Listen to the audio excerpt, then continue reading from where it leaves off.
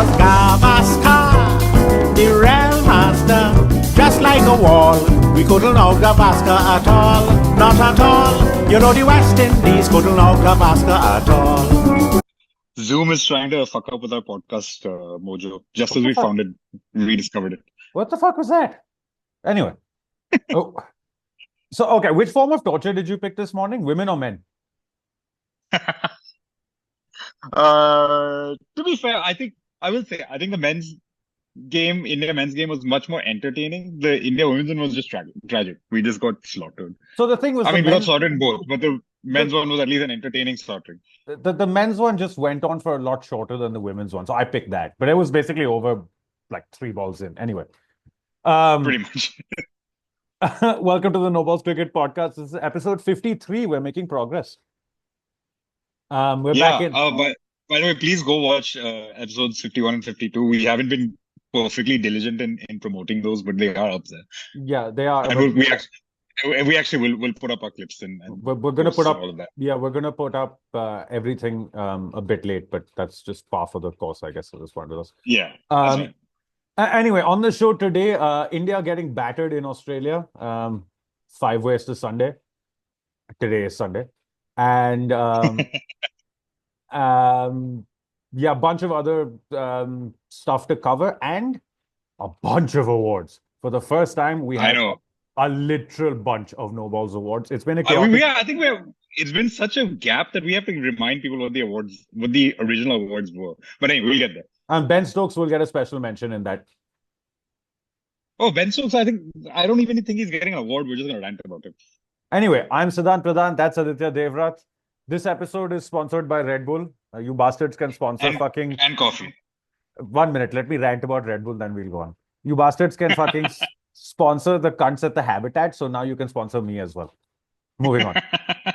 World Chess, by the way, speaking before we go into the roundup, just quick mention to the Habitat for hosting the World Chess Championship event for Chess Base India. They've been phenomenal. And if you haven't been watching the World Chess Championship, it's just heated up today. Real fun stuff, but also cricket, a little bit of a cricket connection there. Gukesh's mental conditioning coach is very familiar to every Indian. His name is Paddy Upton. So cricket connection there. Obviously was mental conditioning coach for the Indian team till about 2014. From 2000, I think he came in along with Gary Kirsten. Instrumental in us winning a World Cup, mind you. Yeah. And you'll hear people like Dhoni and Sachin give a lot of credit to him. A lot of credit to him. And Zahir Khan as well. And he worked with a bunch of IPL teams in the past. So yeah, very well-known cricket figure. Now involved in chess, believe it or not. So very interesting story there. Anyway, with that in mind, let's swing into the roundup.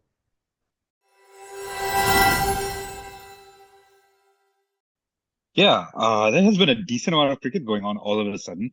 Yeah, because it's test season. SP, it's test season. SP, anyway, I have a quick question. That country that you don't think should be a country, how they do in cricket this past week? Are we really starting with this? I mean, they won a test match in the West Indies, which... Hey, listen, that's not easy. Hey, Ian. They won you lost to Bangladesh at home. What the fuck are you guys doing? To be fair, this is a fairly we have to listen. I know you don't want to give Bangladesh too much credit, but this is a fairly depleted or transitioning Bangladesh side. No Mushfiqur Rahim, obviously Tamim Iqbal retired earlier this year, late last year. No, everyone's favorite Bangladeshi is also not playing currently and is probably done for his career. So that was actually a pretty landmark result. Okay, so and this is what I said about Bangladesh actually a few months earlier when they were in India. Was that beyond all reasonable belief, they've developed a pace attack. Yeah. So, I mean, Nahid Rana genuinely looks quick. Like he's quick and threatening. Yeah, like I said, Nahid Rana's only got 2 years or something before he breaks down of a chronic back injury. But that's just by looking at his action. But yeah, he is quick. He's genuinely quick. Plus, Taskin's a good bowler. Plus, that other Hassan Mahmood, I think his name is, medium pacer that hits a length, moves it both ways. He's not bad either. He's very accurate. I have to give him that. And really, they really only won that because the West Indies batted poorly in the first innings. So yeah, I mean, 146 all out. This is just ridiculous. that's I think just ridiculous. at home. Yeah, I mean, well, It's Bangladesh's first Test win in the West Indies in 15 years, and of course that was against a fairly depleted. That was when West Indies was having that whole crisis of none of the actual players wanted to play for them. Listen, I get that, but that series gave us some phenomenal cricketer names. They sounded more like investment bankers. Chadwick Walton.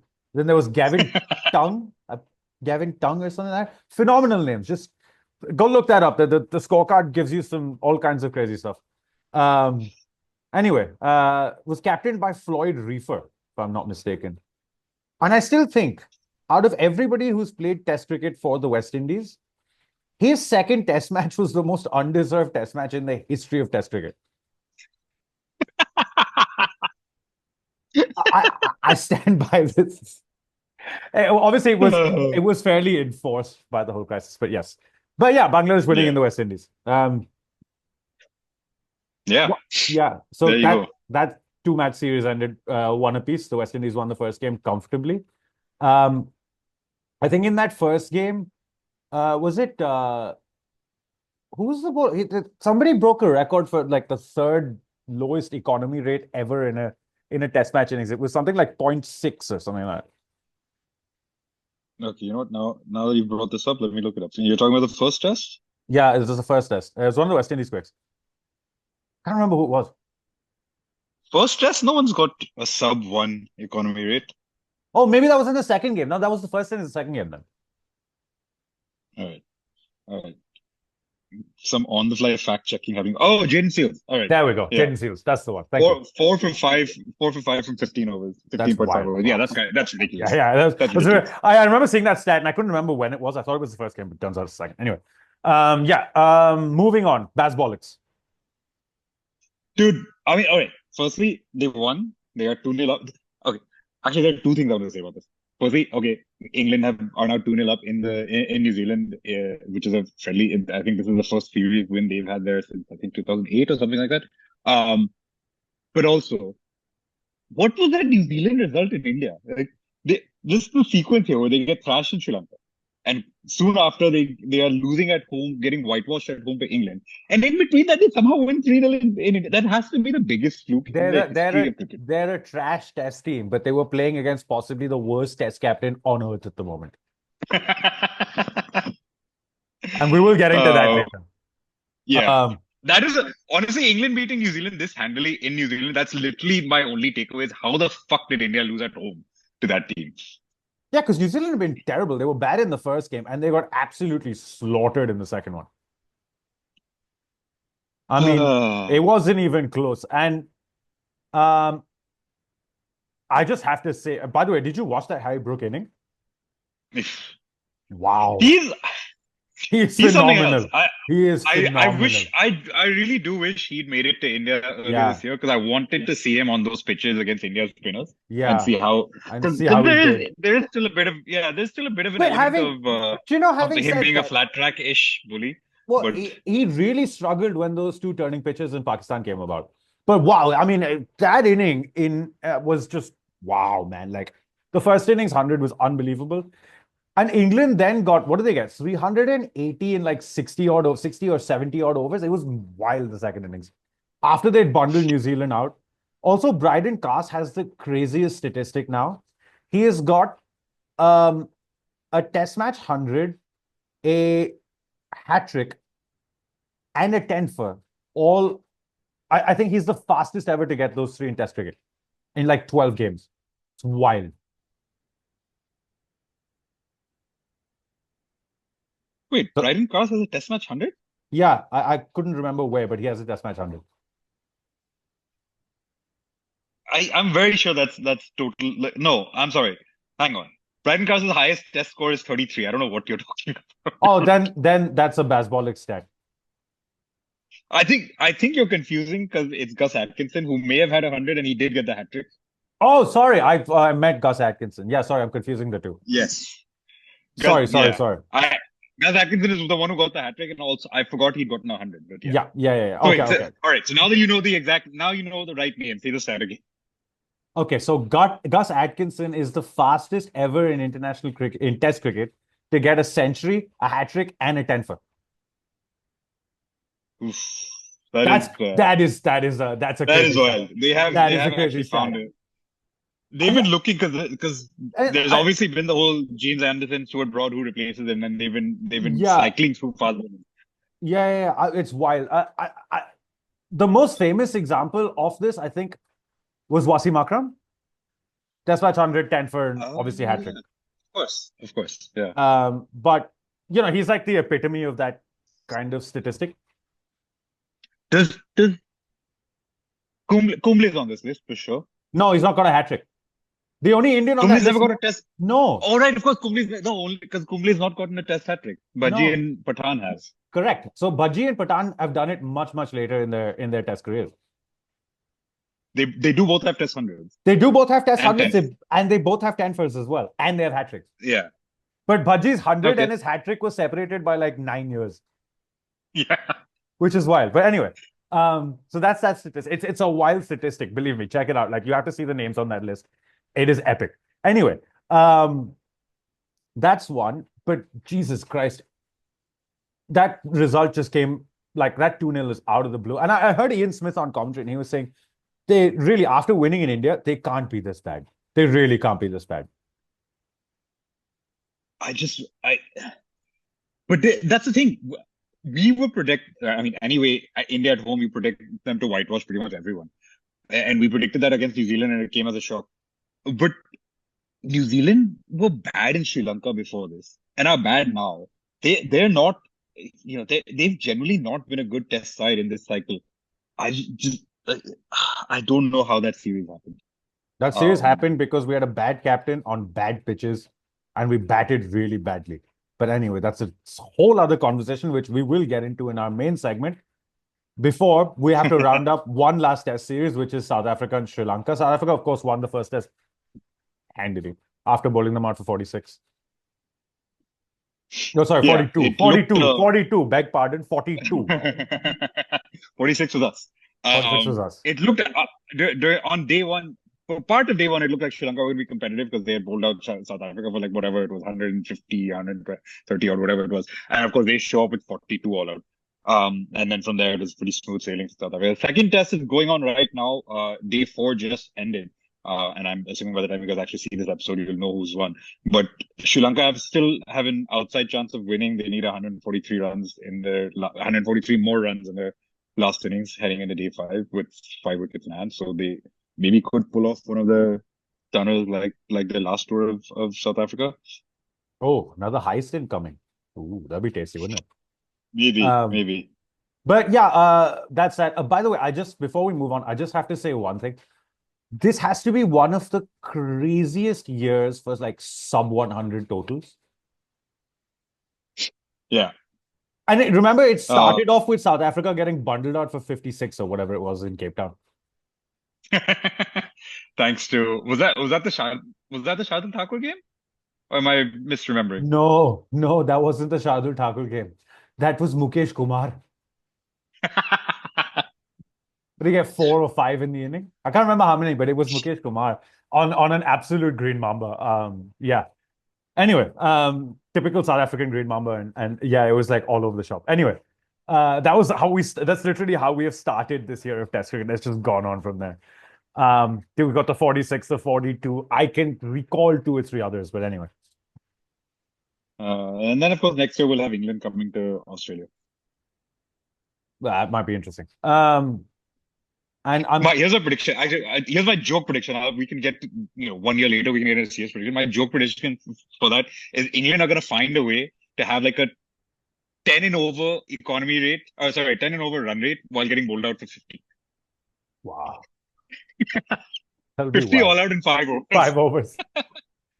Just before we move on to the Border Gavaskar Trophy, just a quick word on the women's series.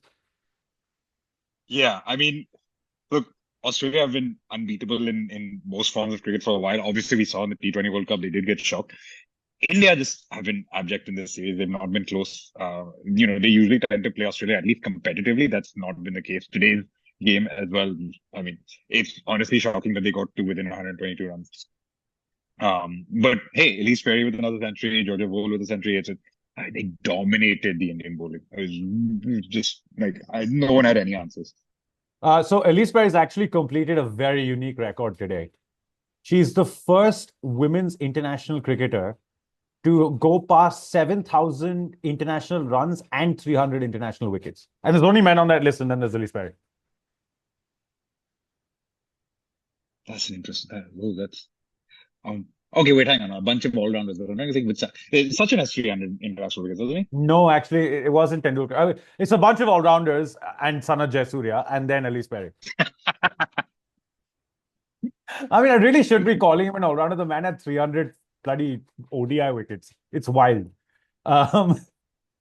He's like third on the Sri Lankan all-time list of ODI wickets, just by the way. He's currently the coach of the Sri Lankan team as well. He also has a sex tape. I don't know why all of that makes sense. Why did you tell me that? I didn't know that. Or either I didn't know that, or that I have blacked that out of my memory, and now you reminded me. One of the two, but I did not. Either way, I'm not happy right now. Another interesting statistic. International Sachin cricket... had 200, sorry, not 300. That's fine. Yeah. So another interesting tidbit before we move on. There are only 2 international cricketers with more than 300 international wickets and a sex tape. Name them. Oh God, I don't want to know. Come on, the other one's fairly obvious, dude. I don't know. Andrew Flintoff? No. How do you miss the obvious one? Shane Warne. Fair point. Anyway, why are we talking about this? Anyway, let's move on. India versus Australia. Anyway, the title and the blow up for this episode is about to write itself. Yeah, clearly. If putting sex tape in the title doesn't hit all our SEO, whatever SEO like sort of targets we need to hit, perfect. Hey, we might get demonetized, but fuck it. Anyway, can we talk about sex tapes on YouTube? Listen, YouTube gives you that option of letting you say whether an episode is made for kids or not, and we always say no, it's not made for kids. So I don't think this changes. Okay, fair enough. Border Gavaskar Trophy.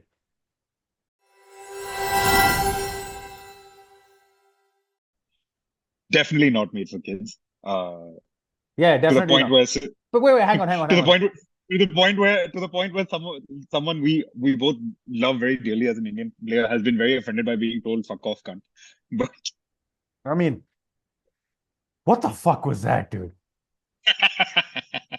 Like literally, what the fuck was? So honestly, I did say at the beginning, I was like, whoever bats in the last episode, I said whoever bats worse will lose this game. Now I don't think Australia batted particularly well. I'm going to tell you something. I feel like that's kind of stating the obvious. Whoever bats worse will lose the game. Kind of probably is true 100% of the time. Yeah, but here's the thing. Normally it's like whoever bats better will win the game. No, here's whoever bats worse. I think you're flipping the script a little bit. Profundity in the obvious. Got it. But honestly, this is one of the most predictable games of Test cricket I have ever seen in my life. First of all, let me just get this on the record. I thought Rohit Sharma made a mistake at the toss. Not because it was a bad decision to bat first, but just because Bumrah, fresh pitch, pink ball, batsman under fire, all of that put together would have been a nightmare at the top. Maybe, but I mean, I think the records for day-night tests in Australia, I think they've always been won by the team batting first. Apart from, to be fair, I think Australia have had a great run of luck on the toss. So I think 6 out of 7 times they've been the ones batting first. I mean, Australia have never lost a day-night test anyway, and that continued. But I don't think. I think batting first has been the historically correct choice to make. No, I'm not. Again, I'm not saying I'm not saying it was the wrong choice. I just felt that at the time, with all the pressure that the Aussie batsmen were under, especially in the aftermath of Perth, it may have been. I don't think it would have been. I wouldn't. Let's put it this way: I wouldn't have been upset had he gone that way. And I'm not saying it would have been a Nasser Hussain-esque bad call. I think you could have gone either way on the toss. He chose the safe option. It would have. I think it would have played into Australia's hands a bit. Australia's template in previous day-night tests has been to bat big first innings and usually bat till say right before the night session of day two, and then put a team under the lights after having gotten a big score first innings. So I think the way teams look at, just historical results these days, I think they would have just not wanted to put Australia in their comfort zone there. And I think batting first would have been a comfort zone overall, even though, yes, they would have had to face Bumrah off of his Perth high. I don't know about it. He picked up another, 4 wickets in that first innings, didn't he? And that's the other thing, by the way. Toss decision aside, and bad first innings batting aside, we pretty much got the Australian batting right when and where we wanted them. Except for Travis Head. They came. No, well, I mean, but even before that, in terms of situation, the Australian innings started with the night session. So you had to face the new pink ball under the lights with Bumrah with it.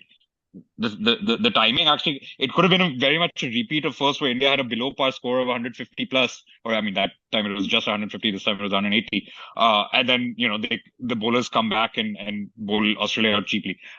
Kind of not a template you can follow, but I was just going to say 150 and then inshallah Bumrah is not a template. Correct. But the point is, they were there. They had, again, they started their bowling innings under the lights with the new pink ball. They could have done. I think the problem is Indian batting. We will get to. Indian batting was the reason this test was lost.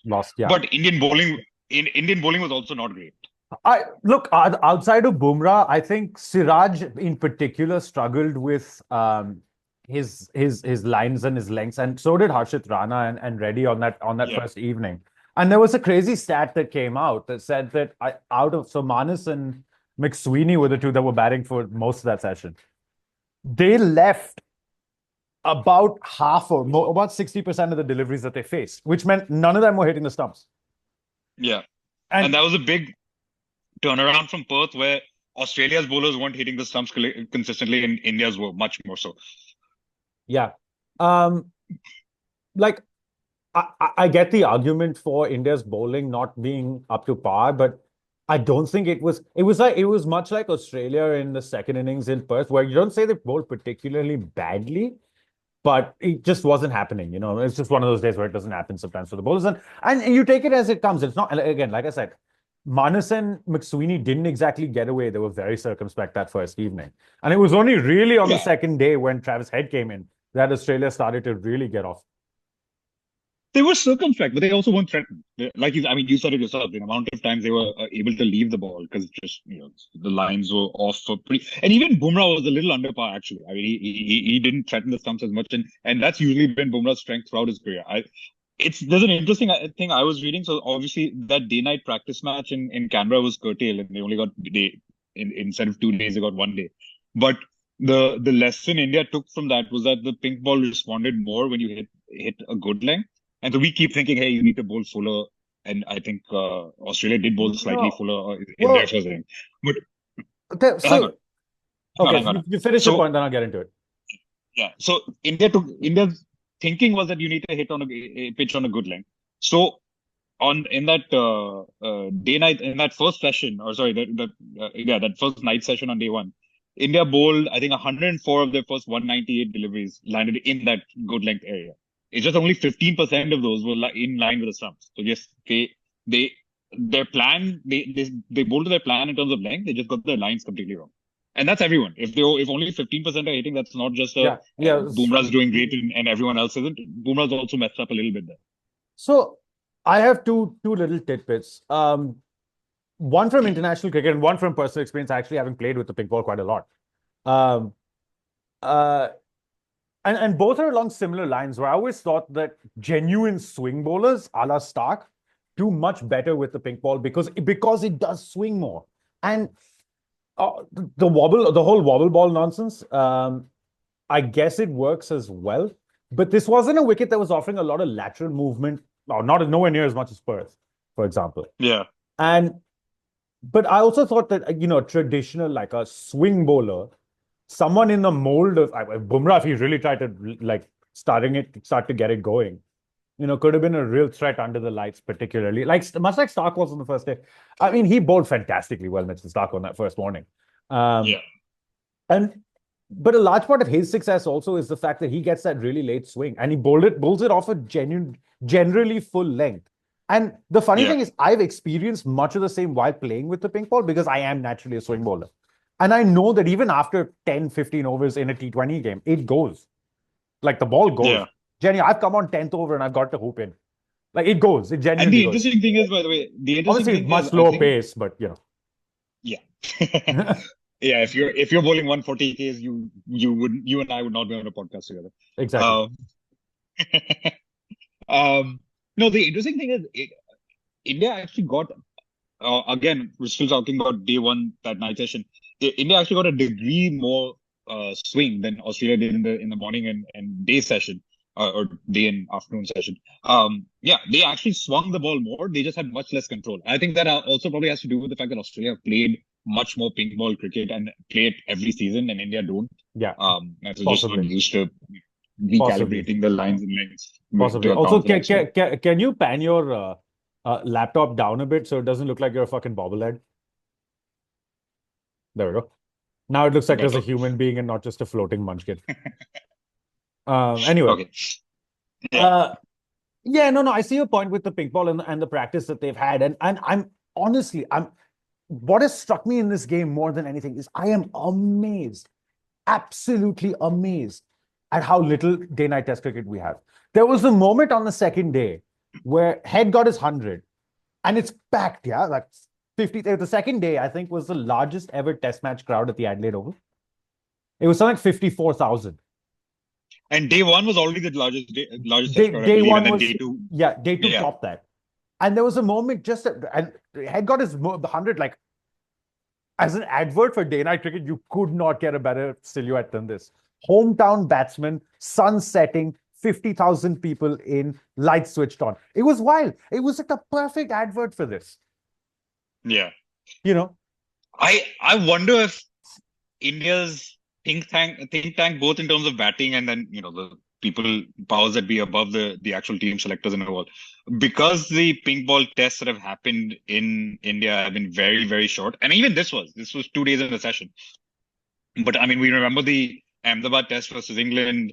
There was a test against Sri Lanka where, again, batting has been very, very difficult, even by Indian standards. I think maybe they just think, it's not worth it. It's like, we're being too shortchanged in terms of our test matches are too short, and our batters can't get anything going. I think the whole argument for, rather against pink ball tests in India has been severely hamstrung by the fact that we've had 3 pink ball games, and all of them have been on extremely bowler-friendly wickets. There was the game against Bangladesh in 2019, which was on a green top in Calcutta, and Mohammad Shami went to town on them. Like, he dined out on that day. I think he picked up 7 or something. It was one of those. Also, for Shami in this test, by the way. It's also well, yeah. I know. We'll get to that. Yeah, but there was Shami in that game. Also, it was Bangladesh. So that ending in 2 days, you can sort of forgive. There was the Akshar Patel game. There was the Akshar Patel game, but that was England playing spin. So again, you can forgive that. However, having said that, that was an abominable wicket. That was an absolutely abominable wicket. The best of the lot was actually the third one, which was against Sri Lanka in Bangalore. But even that ended in 3 days, and even that pitch was turning square. So you really have to look at things and put them into perspective. You don't really know what's going to happen if you, say, get a game at Wankhede under the lights. You think? The other thing on is a proper wicket. The other thing I'm thinking is Australia have sort of kind of determined that Adelaide is their day-night venue, right? It's whereas India were kind of experimenting. Well, Australia have also experimented with Perth and the Gabba, but for the most part, it's been Adelaide. Yeah, whereas India have done 3 day-night tests in 3 different venues. So maybe there's a question of, I don't know how Australia figured out that Adelaide should be their day-night venue every time they do it. Maybe India need to do the same thing, pick one place, whether it's Bangalore, whether it's Bombay, and be like, hey, this is our standard day-night test venue. I think that's completely hamstrung by the fact that the BCCI has this ridiculous rest and rotation policy for test match venues. Yeah, I mean, this kind of loosely ties into the whole idea of we should only have a maybe rota 5-6 venues for Test cricket. Yeah. Have like a traditional test center. Again, that's a conversation for a different time, a different episode. I would genuinely love to see a day-night test at Wankhede, man. I think both the from a cricketing perspective, but also just in general, like Mumbai under the lights. I'd be there. Like I'd just be there. It's a thing, man. Wankhede under lights is something special here. Honestly, like it's a crazy venue for it. That the place comes alive at night. Honestly, it is. I don't say this about many, especially about Indian test venues and Indian cricket grounds in general. But I have to say, I've never had a bad experience at Wankhede. Like I've legitimately never not once. Apart from the fact that I've been at ODIs in extreme heat in Bombay, which is not fun. But other than that, I mean, well, we went for the World Cup game last year, and it was just the same. So it's extreme heat and all of that. But as I said, it's the game really comes out, like especially at Wankhede under lights, and it then becomes a different kettle of fish entirely. And that's why I would say I would love to see a day-night test there. Right. Anyway, to get us back on track. So India bowling was slightly below par. Bumrah was slightly below par. Everyone else was much more below par. India probably need more day-night tests in general because they're a great spectacle and also for practice for times like this. Moving on to the battle. Let's first start with Australia because they ironed out a bunch of kinks in theirs. Yeah. And then we'll obviously get to the Indian batting because that is going to be a long conversation. No, so look, they needed obviously Khwaja got out pretty early in the piece. Bumrah got him in that first inning. But then, first of all, and let's just say this, there is a new name for a headache in India. It's called a Travis from now on. We can just call him Travis Headache. I mean, it's already called that, but just anyway, I'm referring to headaches as a Travis from now on. Not the band, the player. Okay, so Australia ironed out two kinks. Obviously, Smith got a strangle down the leg side, so you can't really read too much into that. Marnus got some runs. Marnus got some runs, and Marnus looked a lot better than he did in the first game. He looked like a deer in the headlights in that first game. And then obviously McSweeney proved that he's got something about him. Like I'm not saying he's got something about him. He rode his luck. Obviously, some plays and misses, got dropped early in his innings. But I mean, that's kind of the life of an opener. Also, you're never gonna have pure 100% clean innings all the time. Yeah, absolutely. It looked like he had something about him, and he did the job, and that was the most important thing. It kind of reminds me of oh god, you're gonna hate this comparison. Remember that 2018 series where we stuck Mayank Agarwal in because KL Rahul's form was terrible. Yeah, and it's not like Agarwal had any great scores in that particular series, but he looked the part then. Well, he made 80 on debut. Yeah, but after so he had that big score. He played 2 test matches. Medium-ish score, but he just also ate up a lot of deliveries and stuck around during nobody. Yeah, he did his job. That's all. Yeah, he did his job. McSweeney is looking like that right now. Whether he's anything more, we'll see. No, actually, McSweeney reminds me of more than him. He reminds me of Hanuma Vihari on that tour. Remember he opened the batting in Melbourne? Yeah. Hanuma Vihari is probably a better comparison also. Yeah, exactly. Yeah. So yeah, that's the Australian match. There's not really much to say about them because they pretty much did exactly what they were supposed to do, and Travis had got his customary 100. Yeah, Travis loves batting at home. Loves batting versus India. But what a brilliant advertisement! Like it was such a first of all brilliant inning. He rode his luck a bit. Siraj dropped a really tough chance off of him. Yeah. And then the irony, given all the battles, it was quite funny that then Travis Head was the one who caught his had to be Siraj to get Siraj. Hilarious. But yeah, so I mean, that was Head. Everybody else sort of stuck around enough to give them a score. And in the end, they got a lead of 150, which I thought was maybe 50 runs too many.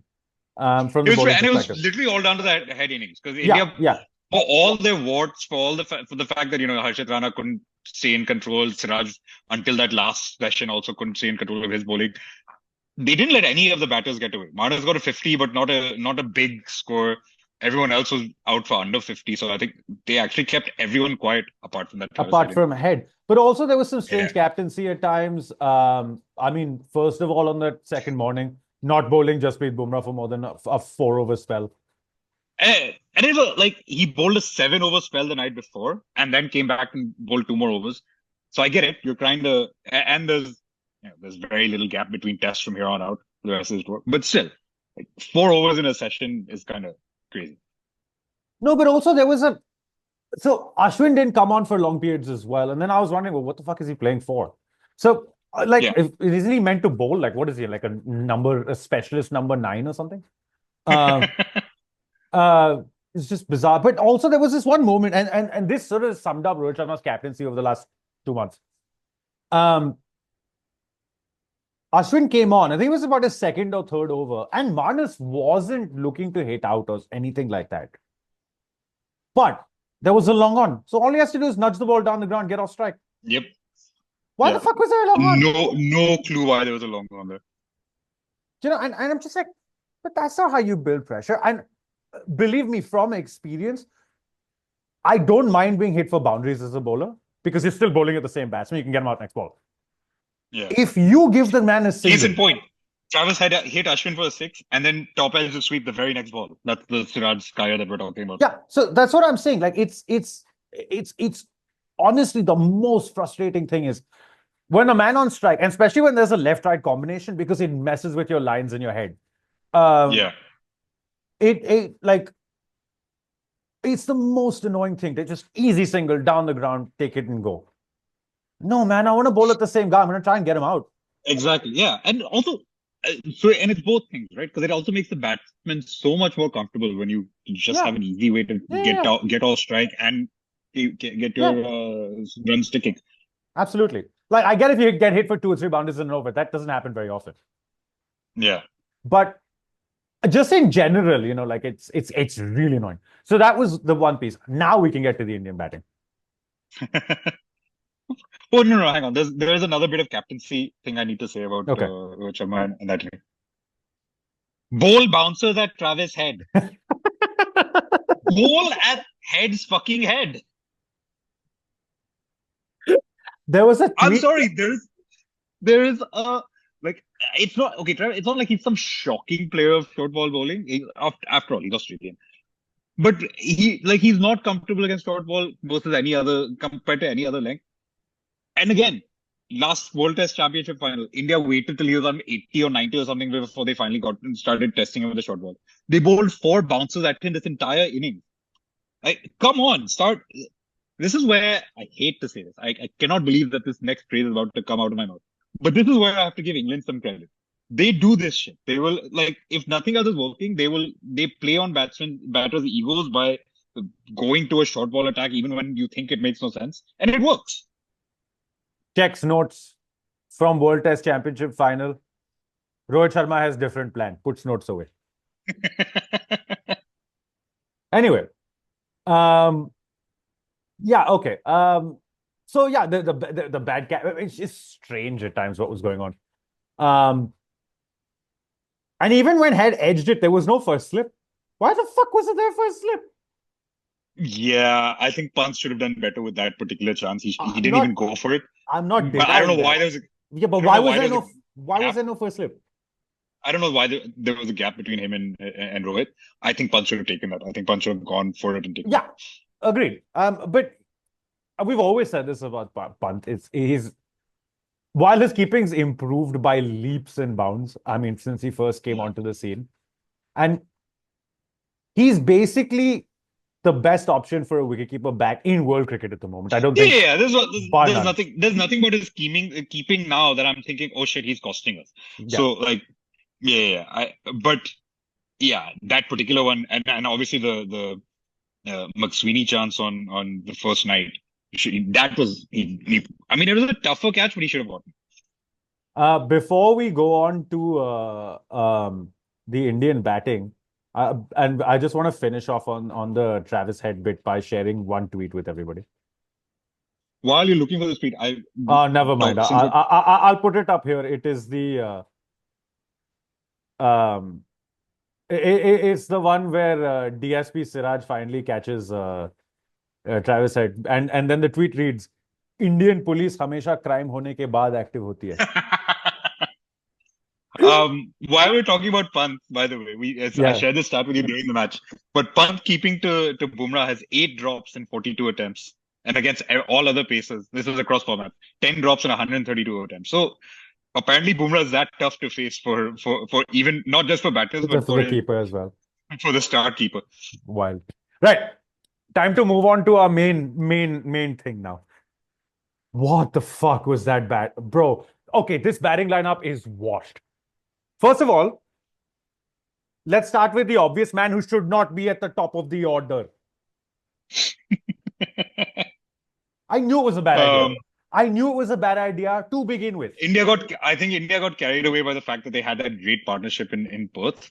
And I get the entire thing. Okay, you know what? Rewarding someone for performances. You know, this is why we kept Karun Nair in the side. I mean, again, how do you drop a guy up to 300 or whatever? But yeah, it was just that you had that 200 run opening partnership. One minute. You kept Karun Nair for exactly 5 games, and then he got really hard done by because he didn't go to England, and we picked Hanuma Vihari instead. Remember the time you didn't want Karun Nair playing, just by the way. I'm just gonna let you know that. Yeah, because he'd already been found out by Australia, but that was a different story. But look, to be fair to him, by that point, because of the 100 and because of what he'd done in the test, he'd actually earned his spot in that series. Yeah, and here the idea, I mean, and it's a whole different thing. It's a whole different thing because there's 2 batsmen that are batting 2 and 3 in that lineup that are in exactly the same boat at very different points in their careers. Yeah. One who shouldn't be there and one who deserves to be dropped. So I was going to say, India's always been this way traditionally with star batters, but they've had this, especially in the last 10-ish years, India's had this history of like really wanting to back certain talents, which is why, for example, Rohit Sharma still has a test career. Because there was a time when it seemed like Rohit Sharma was done. And then Kohli and Shastri were like, no, he's too good. We need to try figuring it out. And then, they pushed him up to open in test cricket, and the rest is history. KL Rahul is getting the same kind of treatment. But, okay. Also, Indian management has been in love with him for years and years. And they're like, KL Rahul is a good cricketer. We see the talent, etc., etc. We need to give him as many chances as possible. The point is, how many chances can you give the guy? Can I tell you something? There's one very simple stat that goes behind all of this. When Rohit Sharma was picked to open the batting in 2019, when he finally got to open the batting for India in Test cricket, he still averaged over 40. Did he? I thought it was like in the 30s. No, he still averaged over 40. He averages 44 now. Yeah, obviously, his opening record has been great since, until the last year. But you see my point. Absolutely. Rohit Sharma had plenty of failures to the point where you could justify being done with him. KL Rahul has had even more of a rope, really. It's kind of what it reminds me of. It's a Johnny Bairstow situation with England. That's what it is. They're so enamored by their talent that they'll keep giving him chance. And you know what? Can I tell you something? Take a leaf out of their book. Where's Johnny Bairstow now? But to be fair, it took Johnny Bairstow. What did he have? He had a golfing injury or an accident or whatever, and then got dropped, and Harry Brook came in. Like, it took something drastic for Johnny Bairstow to finally get dropped. No, it didn't. What happened was he had that weird golf injury. He came back and he started scoring runs for fun or something. And then his form went off. And then they finally said, no, he's done. We're binning him. And they literally binned him. Johnny Bairstow can still get on the plane to New Zealand and play tomorrow. He's fit. He's just not there. Yeah. Why? Well, they've decided. We have a visitor on the podcast. Yeah. Speaking, this is a good segue because of the most random things that happen, and it's still kind of related to Australia. But since we have an Italy connection now, Joe Burns captaining Italy. Love it. Okay. No, so I was like, okay, where was I? I was like mid-rant when the best to Rahul comparison. Yeah, okay. So, but yeah, he's been binned.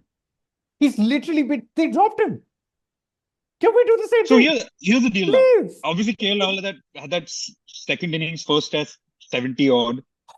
Thank God he didn't get 100. Oh my God. Can you imagine if he got in a century? Also, Rohit Sharma. I don't get what Rohit Sharma did. Like the whole okay, let's not disturb an opening combination because they just had a 200-run partnership. And I get the logic, but like, I mean, you're the captain of the team. You have been brought back as an opener. You are the opener. You have been an opening bat for the last 5 years. 5 years. Why this whole like, Why? oh, I need to be self-sacrificing and blah blah blah. Like, no, this is your spot. Bullshit. You're trying to save your own skin because you know you're going to fail up top. And guess what? You failed in the middle as well. He doesn't have a great middle order record either. So I don't know why. And also, Shocking statistic. Like this. Shocking statistic. Guess how much he averages this year? 6, 5, 8. Okay. It's not quite Bumrah levels, but it's bad. It's 12. Okay. But that's over 12 test matches, huh? And there's still 2 more to go in the year. Look, right this moment, Rohit Sharma is undroppable. So that's a question for another day. But yes, I mean that literally will depend on that's going to depend on the outcome of this series and whether he gets runs or no. It's going to be as simple as that. You also, I don't know if you have an automatic choice for opener to come straight in. I mean, yeah, obviously you've got Ishwaran and like there are options, but I don't know if you would want to do that. So the problem is, we literally have 2 batsmen at this point. 2. Who can make any sort of runs. Jaiswal and Pant.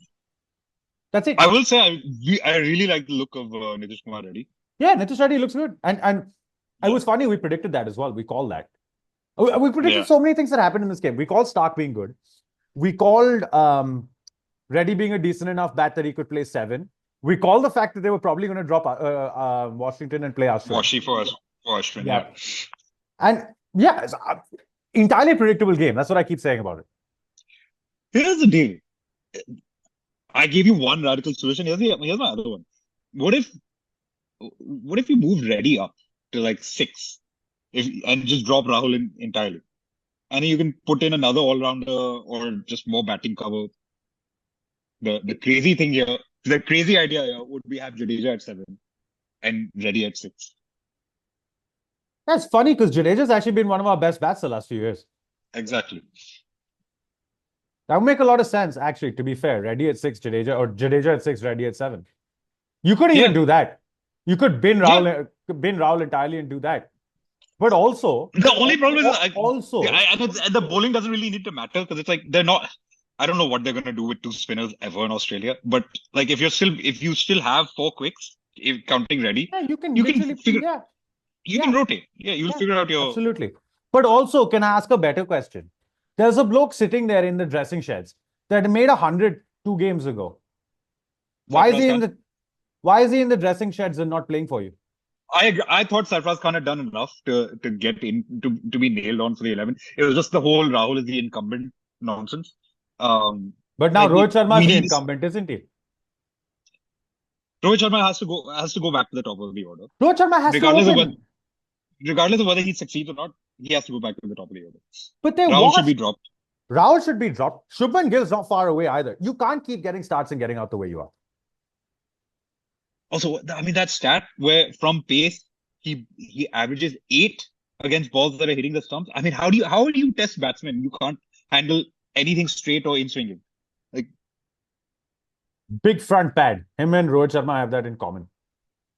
But Rohit Sharma has figured out a way. Like Rohit Sharma, someone needs to do a real deep dive. Rohit Sharma's ball against a straight ball or an in-swinging ball is not going to be 8. 8 is ridiculously low. Yeah, Rohit Sharma now has a problem with the out-swinging ball. Keeps losing his off stump. Also, to be fair, he got a peach in the second inning. That Cummins ball was... You can literally trace this back to about 4 or 5 dismissals, and it's the same ball over and over again that keeps happening to him.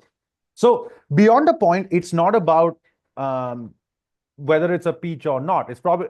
Look, they're all going to be good deliveries that get you out like that at the end of the day anyway.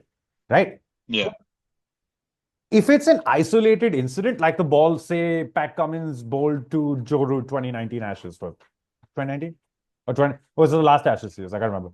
I think it was the last Ashes, but I mean, whichever it was, automatically immediately picture that one. Yeah. Yeah, you get my point. Yeah.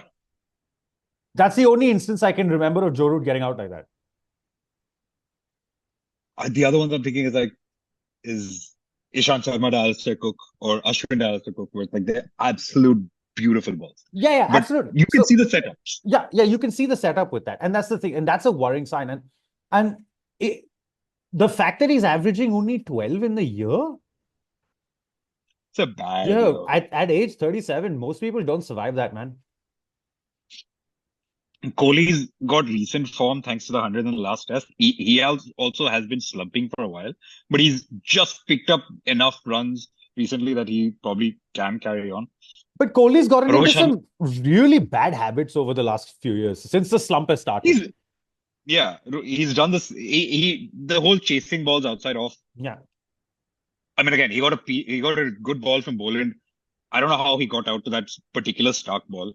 He and Rahul had identical dismissals of kind of leaving the ball, but still playing at it and getting out like that. I don't even know what to say, man. Like Kohli and Rohit, it's so hard to see them. Kohli, especially because he's been my favorite cricketer for a long, long time. It's so hard to see him just going through this prolonged slump. I think just because he's got some weight of runs this year, we're not really talking about dropping him yet. And because Rohit's captain, we're not really talking about dropping him yet.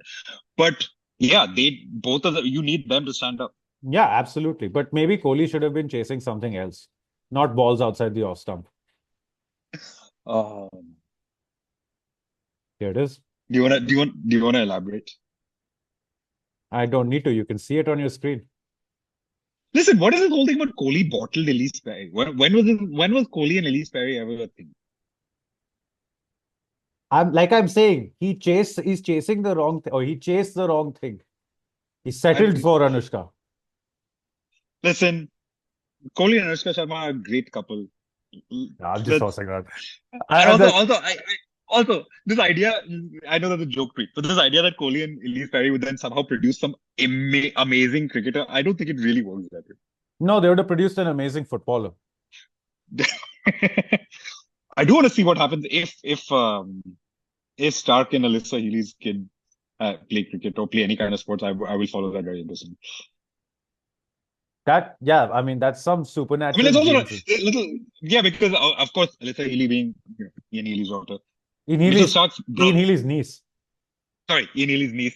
Mitchell Stark's brother is an Olympian pole vaulter, javelin thrower. I can't remember which one he is. I think he was a pole vaulter. Yeah. Clearly, there's a lot of sporting stock there. Oh yeah, 100%. I don't know if Kohli and Elise Perry would produce some sort of elite cricketers. Anyway, listen. Why? Anyway. Move on. Moving on. No, but yeah, coming back to the point. Gill can't be dropped yet, but he's close. Rahul should be dropped. The question is, who do you have? Gill's at the exact same point of his career that Rahul was in 2018 when he actually did get dropped. Yeah. That's the scary bit. I wouldn't. The point is, I don't think you can drop him now because, mid-series, we don't really have great options. And apart from the radical one, I suggested where you put Washi at 3. But that's a massive punt. That's clutching at straws. And I mean, when your alternative is Devdutt Padikkal, who, as my dad very clearly elaborated, he should not be holding a cricket bat. Where's our guy? That's not great. The other option then entirely, if you're going down that road and you really want to fit Rahul into every single spot in the batting order that you could possibly think of, is drop Gill, move Rohit up the order and keep Rahul at 3. I mean, drop or move everyone down the order, basically. Rohit goes back to open, but Rahul at 3, Gill at 4, Kohli at 5. Yeah.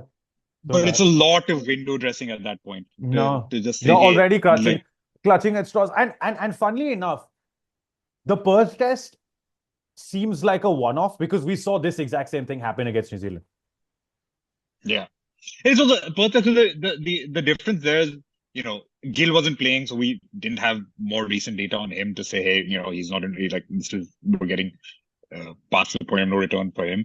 And sadly / unfortunately, Rahul scored runs, and therefore we couldn't say anything about him then. So, okay, moving on. We go to Brisbane next. And it's a very quick turnaround. Honestly, this being a 2-day in the session, test has kind of helped in a way because there was supposed to be like a 2 or 3 day gap between these tests, and now we've got 3 extra days of rest, basically. Just kind of helped. I mean, Rohit gets to eat more. That's what happens now. Look, I mean, we're sitting here on Sunday. This was what, day 3 of the test. So Yeah, Tuesday should have been day 5. correct. And Friday is when the next test starts. So there was going to be a very, very short turnaround. And that's been extended a little bit. Yeah, and it'll be different. It'll be actually more similar to Perth. And I think Brisbane, if they don't leave too much grass on the wicket, will be much like Perth. Will be sort of flatter batting conditions with more bounce and all of that. The big news coming out of India is apparently Shami's been given the all clear to go to Australia by the BCCI, but he hasn't been cleared on fitness grounds by the NCA. I don't know what the fuck they're waiting for. He played a first-class game, picked up a 7 in it, and then he's played like 2 or 3 T20 games for Bengal. I mean, the domestic schedule has not helped here in that, we've had a break in the Ranji schedule to get all this Syed Mushtaq Ali's trophy matches in. And so he's been playing almost exclusively T20s after his Ranji return. Yeah. So that's the one piece of good news. There should be changes for the game at the Gabba. Apparently, the selectors are supposed to meet on the 12th. So today being the 8th, that's 4 days from now. So it's, I think, Wednesday. Thursday, to decide the fate of a certain few cricketers. Apparently, that's the word going around. Ajit Agarkar is said to have a meeting with Jay Shah, BCCI. Okay. Jay Shah BCCI technically doesn't exist anymore, right? Does he not? Or is he He'll always exist, bro. Hang on. He doesn't have to give up his BCCI position to be ICC president? No, he does. But he'll always exist in our hearts. As will Jay Shetty. Anyway, who's not even a real person, but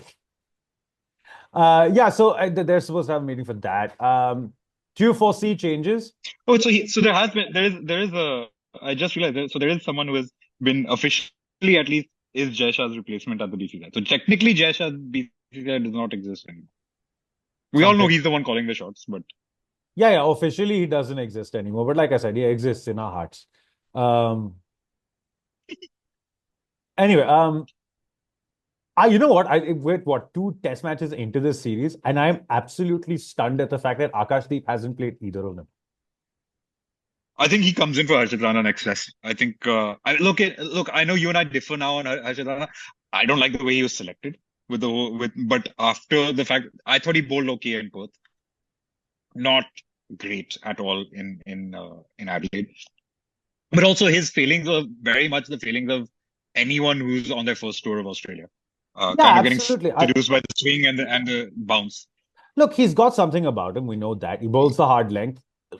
You need him to put on a little bit of pace, and he'll actually be quite an annoying bowler then to face. I think more than pace, I think he needs to learn control. And it's hard to have control when you're in your second test. Like that's something that takes time to learn. And especially after you only play. More importantly, and Wasim Akram is the one who always says this, it's like you have to play enough first-class cricket to understand your limitations. Yeah. He's only played 10 first-class games. Yeah, it's a big punt. It's mixed return so far. I think the Reddy punt has worked out better than we all expected. But then he just turned out to be a better batsman than we all expected. Yeah. Kerry O'Keefe very interestingly thinks he's a future number 5. He very well could be. I think he's a good enough player for it. I don't think his bowling is really enough up to scratch to be considered an all-rounder. That's the problem. He's not really a fourth seamer yet. I think you consider his bowling more of a Sam Curran-esque kind of bowling. But then again, if he's going to be a batting all-rounder, that's really just a bonus. Yeah, Sam Curran was very much a bowling all-rounder. And his annoyance was that he could also bat long. Yeah, if Reddy can pick up his bowling, I think he's probably about at least 5 kilometers too slow for international cricket. But if he can work on it. He's got something there. He's at least quicker than Mitch Marsh. Is he? I think they're the same speed. No, he's a little bit quicker. Anyway, he's a better batter. I will say this. Better batter as well. Anyway, that's clutching at straws again. But yeah, amazed Akashdeep hasn't played. Amazed Sarfaraz haven't gotten a look in on this tour, and they picked. There was a little. I mean, I get the whole Jarrell selection as well because he'd done well on the 8 all, so that made sense. And I'm not against. That was a bit weird. That was a weird one though. Yeah, it was made sense, but over Sarfraz, I'm not sure. Yeah. So I do see changes incoming. If KL Rahul gets one more game, I really am like. You know he's going to. You know he's not getting dropped. What we all can I say? We all think he should be, but he won't. This is clearly the theme of the episode today. KL Rahul has Jay Shah BCCI sex tape hidden somewhere. That is my theory. Oh man, that's one thing I needed to imagine even less than a Sana Jayasuriya sex tape. Anyway, yeah, here's my real question for you: is KL Rahul your new Dinesh Karthik? Yes, I said this 3 episodes ago. Oh, did you? 3 episodes ago was a long time ago. Just saying. Sorry, 2 episodes ago. Okay. Yeah. Australia, I think, will probably go in unchanged. Scotty Boland was phenomenal. Well, leaving. Also, you're not leaving Hazelwood out if he's fit. Yeah, no, but Hazelwood apparently isn't going to be fit for the rest of the series. That's what the word is. Oh, I thought he was bowling in the nets. Oh, if he was bowling in the nets, then I don't know. But we know there was a niggle, and they said it was going to be a little longer than expected. So they didn't know when he was going to come back, really. So that'll be the interesting one. Yeah, Hazelwood will walk in if he's fit. But that's really the only change that they're going to look at. Apparently yesterday, or today rather, Cummins has said he's going to be right for Brisbane. So. Oh, okay. So, well, they're pretty much set for the Gabba then.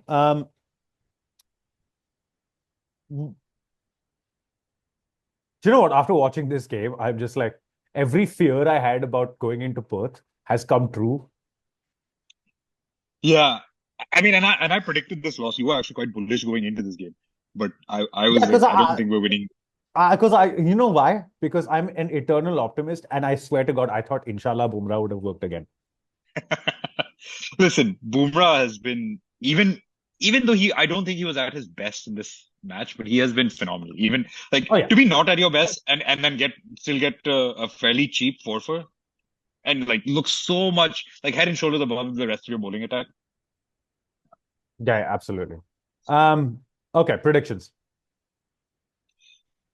Honestly, maybe some Gabba magic is in store. Everyone comes back remembering with their memories of the last time they were in the Gabba. Don't cloud your mind with that game. Let me just tell you, do not cloud your mind with that game. You know why? Because we're missing 2 very key elements. You know who they are? Lord Shardulkar. Lord Shardulkar. With bat and ball, those are the 2 key elements. Yeah. And most likely we would be missing Washington Sundar also. I don't think he comes back. Yeah, I don't think Washi plays in that game. I think Ashwin finally makes it to the Gabba. If Ashwin makes it to the Gabba, should Tim Payne be waiting there? But then Tim Payne will have the same quip to Rohit, no? Have you ever heard of temporary captain? Classic Rishabh Pant, man. That was also where the Spider-Man thing originated in that game. Spider-Man. Also, this test takes us back because that was literally when that was the first episode of the podcast. Yeah, we did bring the pod back afterwards. Yeah, we did bring the pod back after that game. But yeah, no, I think if we bat the way we did, we're gonna get steamrolled, man. I will say Brisbane should be easier to bat on compared to this. Not that Adelaide was a tough wicket, but obviously pink ball and no, but Brisbane should be easier. So what it'll do is the red ball basically neutralizes Mitch Stark a bit. Yeah. Oh, I mean, they showed it during the game. His average in pink ball test is some 15, 16 or something. Probably even better. I think it might have been 13. And then his average in red ball test is 29, which is no, it's not 29. Not bad, but it's 27. It's not bad, but it's not stellar. Yeah. No. I mean, look. Can you argue with a guy that's got 360 test wickets? Not really. I was trying to think of someone who's gotten that many wickets but are really bad averages. The only person who's got 400 test wickets and has averaged more than 30? Well, 2 people. They're both off spinners. I was going to say Ishant Sharma might be one, but because I know his average didn't come down to to No, but under 30, Ishant but he Sharma also didn't get 400. 360 Didn't test get wickets. 400. Yeah. Yeah. Yeah. There's only two people in world cricket who have got 400 test wickets and have averaged more than 30, and they're both off spinners. Are they both English off spinners? No. No English off spinners ever gotten 400 test wickets. What are you talking about? Yeah, but I would believe that England would persist with a spinner. Like, someone like Moeen Ali, for example. And not that Moeen Ali has gotten, I know I he mean, he hasn't was gotten so 400 shit, he test barely wickets. got 200. I mean, that's still a lot of test wickets, but it's nowhere near that. Anyway, no, one of them is playing in the series, actually. In this series? Yes. Does Nathan Lyon doesn't average above 30, does he? Nathan Lyon's average is 30.9. Oh, that's right. That's crazy stat. The other one's Harbhajan Singh, who got exactly 400 test wickets at 32. Can you imagine Harbhajan Singh playing? I don't think should be in Australia right now. Just for the memes. He is. He gave this whole spiel on Steve Buckner. I will send you that clip. He's there. He's doing Hindi Sorry. commentary. Sorry, I don't mean he should be in Australia. I think what I mean is actually he should be more involved with like the Indian cricket team or something. Just can you imagine the memes right now? We've had the whole fuck off cunt situation with Siraj and Head. Like this, can you imagine in the middle of that? I will find that clip and send it to you. It's there on my phone somewhere. But he's already doing that. He was, he was talking about Steve Buckner and that whole Sydney game, Monkey Gate, all of that. And That'd be fun. Eternally frustrated with that. But anyway. Okay, since I've alluded to it a couple of times, let's do 1 minute or 1 or 2 minutes on Siraj versus Head, the drama. I mean, what drama, man? It's Siraj going. Siraj has been a bit of a loose cannon. On the first day after the lights went out a couple of times, there was he chucked the ball at Manas. This was such a funny moment. He chucks the ball. Manas backs out while Siraj is running in. But Manas backs out because there is a bloke with a beer snake above the side screen. Yeah. On the first evening. And then he chucked the ball at Manas and I'm just like, why is Siraj doing that? He's such a twat. And then he goes and gives Head this big send-off. But I loved it. I thought it's great. The only bit... I think it's fine. Siraj needs to fire himself up anyway. Absolutely. That's how he gets going. Fine. Let him do what he wants. But I mean, you'd rather have it when Head has scored 40 and not 140, but chalega. Yeah. I will say it did bring out a very classic thing. Apparently, Head has come out and said, okay, all I said was well bowled, and that's very definitely not true. We heard it. Yeah. But it did bring out an Australian classic because Head also in his remarks talked about hard and fair. Oh, are we going back to elite honesty? Elite mateship.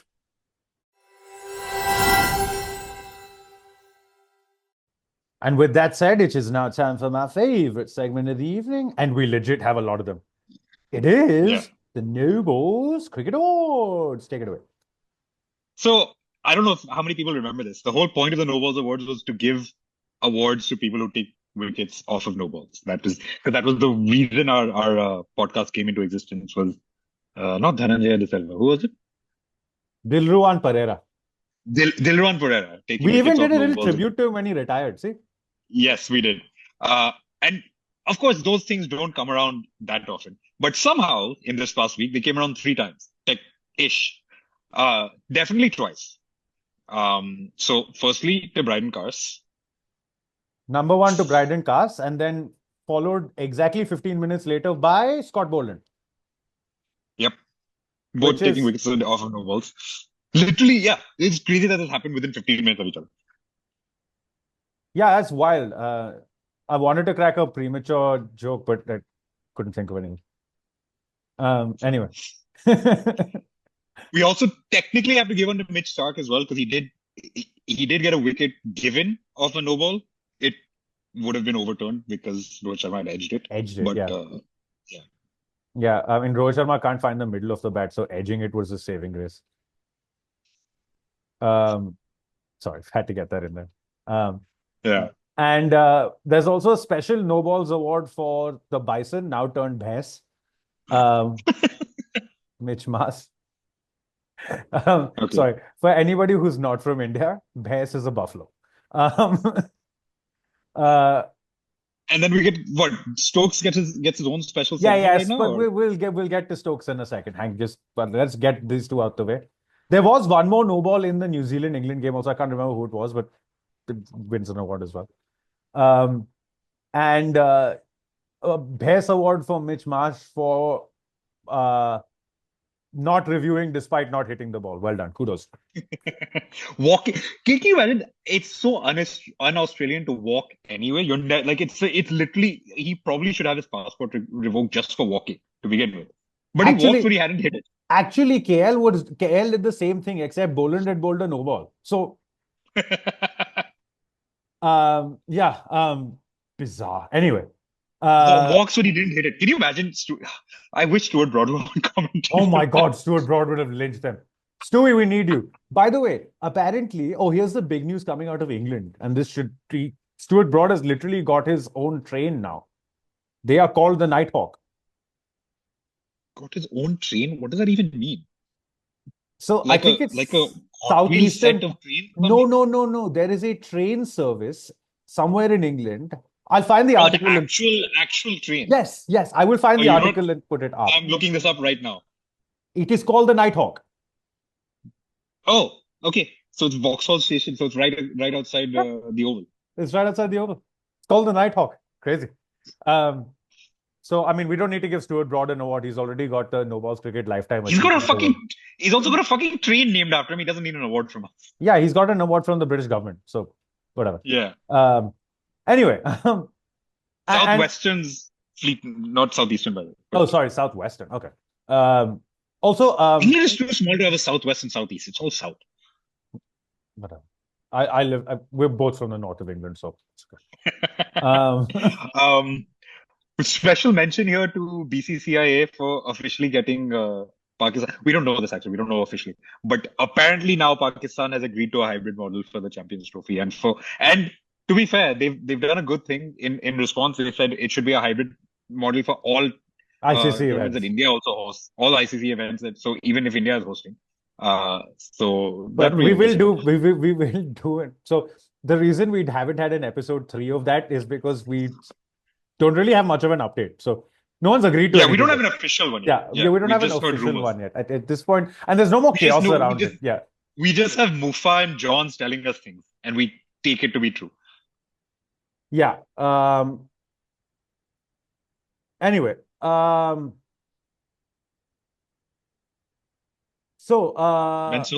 Ben Stokes. Moaner by name. Listen, he's been having like this whole thing, I guess, of that whole superiority complex that they have where they're saving Test cricket and whatnot. So now anything that comes in their way as a concept is under attack. Like now he's like, oh, I don't understand why over rates are being penalized. I don't understand the mechanism, blah, blah, blah. He's just had a go at umpires for like, hey, I wanted to talk to the umpires the last time they penalized me, and then I've refused to sign any fines cards because they never talked to me. So now, and like, Ben Stokes seems to have a problem with every rule that kind of makes him look like he's not doing well. I mean, look, the one thing baseball has provided us is incessant moaning. Add this to the list. Yeah. Also, dude, you don't need to make 1,000 field changes every over. Set a fucking field and stick to it. It's not that damn hard. Like, seriously. Yeah. Or deal with it. Like, if you want to make 1,000 field changes every over, then deal with it. This is a consequence of that. I'm one of the people who's not really that fussed about over rates. And this whole idea that, fans are being shortchanged or whatever. I think you pay for a day's cricket, not for 90 overs. And you can get your money's worth even if you don't get 90 overs or whatever. But he's gone to the other extreme of moaning here. No, but okay. I get the whole fan argument where it's like, okay, 90 overs weren't bowled, blah, blah, blah. I get that. But you have an extra half an hour. So that adds on to get the 90 in, which is fine. Fair enough. But the other thing is like, if you get My whole point is, I don't think you need the 90, but if you get anywhere between 85 and 90, you're happy with it. Sure. Right? However, if you're getting 78 to 80 overs a day, that's a bit appalling. Look, my thing is, so where I, on a very base level, kind of agree with him, is like, as a fan, I want a good day's cricket. Now, whether it's 90 overs or 70 overs, I don't care. That's my general philosophy. My point is, unless I'm on the fucking bevies, I don't want to have to wait some 10 minutes for each over to get over. I completely agree with that. And also, the rules exist right now, as they are. Yeah. And just this constant, like, I got a charge sheet, but I refuse to sign the charge sheet because the umpires won't talk to me and tell me that, like, it won't let me have a conversation about over. It's like, no, like, I'm sorry, you don't have a special entitlement to conversations with umpires about your philosophy about overs. Like, dude. And this, by the way, comes on the heels of him, like, after the first New Zealand test, saying that he doesn't understand the rules of the test. Look, here's all you need to understand. You haven't won enough, so you're not in the running for the final. Not in the running. Here's one more excuse as to why England aren't winning anything. And they're not saving test cricket. They aren't. Like, literally nobody cares. So anyway, with that said, Ben Stokes, you have now won Moaner of the Year. Moaner of a lifetime, I think. Moaner of a lifetime. No, that's Michael Vaughan. Yeah, that's fair. It'll be a tie between Michael Vaughan and someone like Ricky Ponting. But didn't they moan about the pitches when they came to India? Don't they always listen? Don't England and Australia always moan about the pitches when they come to India? To be fair, the Aussies haven't. The Aussies didn't last time. That's, to be fair. Last couple of times they haven't. They haven't. But England always moan. England moan about it. To be fair, this is England's psyche. England is the national pastime is moaning. That's true. Their national pastime is moaning. Their other national pastime is losing.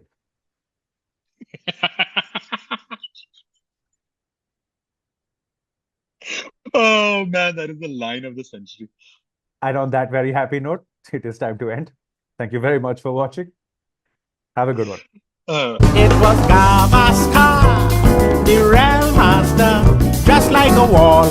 We couldn't out Gavaskar at all, not at all. You know the West Indies couldn't out Gavaskar at all.